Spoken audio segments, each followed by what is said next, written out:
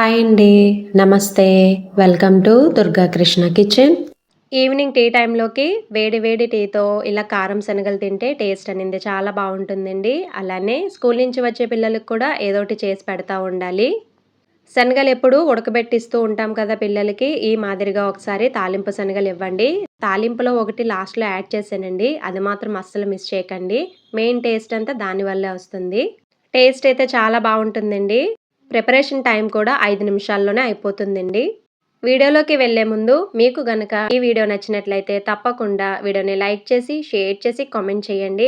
మీరు లైక్ చేయడం వల్ల ఈ వీడియో అనేది మరికొంతమందికి రికమెండ్ అయ్యే ఛాన్స్ ఉంటుంది. అలానే ఛానల్‌ని సబ్స్క్రైబ్ చేసుకొని పక్కనే ఉన్న బెల్ ఐకాన్‌ని గనక క్లిక్ చేసినట్లయితే నేను పెట్టే ప్రతి వీడియో యొక్క నోటిఫికేషన్ మీకొస్తుందండి. ఇంకా లేట్ చేయకుండా ఈజీగా ప్రిపేర్ చేసుకునే తాలింపు శనగలు తయారీ విధానం ఎలాగో చూసేద్దాం. ముందుగా ఒక గిన్నెలోకి 1 కప్ వరకు శనగలు తీసుకోవాలండి. శనగల్ని ఒక 2, 3 సార్లు బాగా కడుక్కొని, తర్వాత దానిలోకి వాటర్‌ని యాడ్ చేసుకోవాలి కొంచెం ఎక్కువలో. వాటర్ యాడ్ చేసిన తర్వాత మూత పెట్టుకొని ఒక 8 అవర్స్ అన్నా నానపెట్టుకోవాలి. అప్పుడే బావుంటాయి శనగలు. తర్వాత నానపెట్టుకున్న శనగల్ని ఇంకొకసారి బాగా కడుక్కొని వాటర్‌ని సెపరేట్ చేసి కుక్కర్‌లో యాడ్ చేసుకొని, తర్వాత అవి ములిగేంత వరకు వాటర్‌ని యాడ్ చేసుకోవాలి. దానితో పాటే కొంచెం ఉప్పును కూడా యాడ్ చేసుకోవాలి. ఇక్కడ నేను కల్లుప్పుని యాడ్ చేస్తున్నానండి. ఉప్పు యాడ్ చేసిన తర్వాత ఒకసారి మొత్తం బాగా కలుపుకొని విజిల్ పెట్టించుకోవాలి. ఒక 3 విజిల్స్ అన్నా రావాలండి. స్టవ్ మీడియంలో పెట్టి 3 విజిల్స్ వచ్చిన తర్వాత స్టవ్ ఆఫ్ చేసుకోవాలి.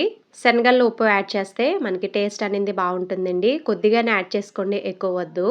కుక్కర్ చల్లారిన తర్వాత శనగల్ని ఇలా స్ట్రైనర్‌లోకి వేసుకుంటే వాటర్ అనేది త్వరగా ఫిల్టర్ అయిపోతుంది.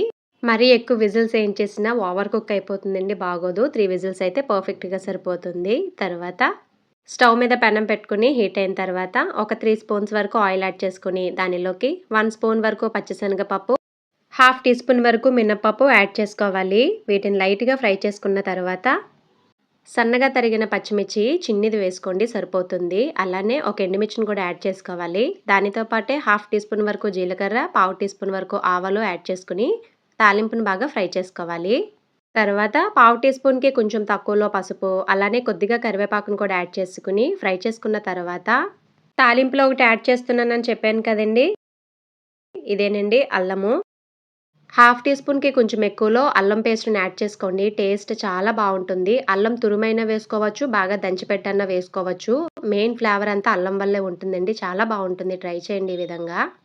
అల్లం యాడ్ చేసిన తర్వాత అల్లం పచ్చివాసన పోయేంత వరకు ఫ్రై చేసుకోవాలి. స్టవ్ సిమ్‌లో పెట్టి ఫ్రై చేసుకోవాలి. స్టవ్ మీడియంలో పెట్టినా, హైలో పెట్టినా త్వరగా మాడిపోతుందండి. అడుగనింది అంటుకుపోతుంది. అల్లం బాగా ఫ్రై అయిపోయిన తర్వాత దానిలోకి ఇలా ఉడికించి పెట్టుకున్న శనగలను కూడా యాడ్ చేసుకొని ఒకసారి మొత్తం బాగా కలుపుకొని టేస్ట్‌కి తగ్గట్టుగా ఉప్పుని యాడ్ చేసుకోవాలి. ఆల్రెడీ శనగల్లో యాడ్ చేసాం కదా, చూసుకొని వేసుకోవాలి.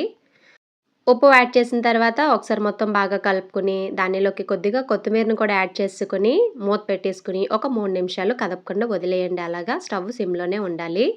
ఇలా 3 నిమిషాలు మూత పెట్టేసుకోవడం వల్ల తాలింపు అలానే అల్లం ఫ్లేవరు శనగలకి బాగా పడుతుంది. 3 నిమిషాలకి బాగా హీట్ కూడా అయిపోతుంది. ఎందుకంటే ఆల్రెడీ వేడిగా ఉన్న శనగలే యాడ్ చేసాం కాబట్టి. అంతేనండి, రెడీ అయిపోయింది. ఎంతో టేస్టీగా ఉండే తాలింపు శనగలు. టేస్ట్ అయితే భలే ఉంటుందండి. ఒకసారి మీరు తప్పకుండా ట్రై చేయండి. పిల్లలకు కూడా నచ్చుతుంది. మరి మీకు నచ్చిందా ఈ వీడియో? మీకు గనక ఈ వీడియో నచ్చినట్లయితే తప్పకుండా వీడియోని లైక్ చేసి, షేర్ చేసి, కామెంట్ చేయండి. అలానే ఛానల్‌ని సబ్స్క్రైబ్ చేసుకొని పక్కనే ఉన్న బెల్ ఐకాన్‌ని గనక క్లిక్ చేసినట్లయితే నా వీడియోస్‌ని మీరు రెగ్యులర్‌గా ఫాలో అవ్వచ్చు.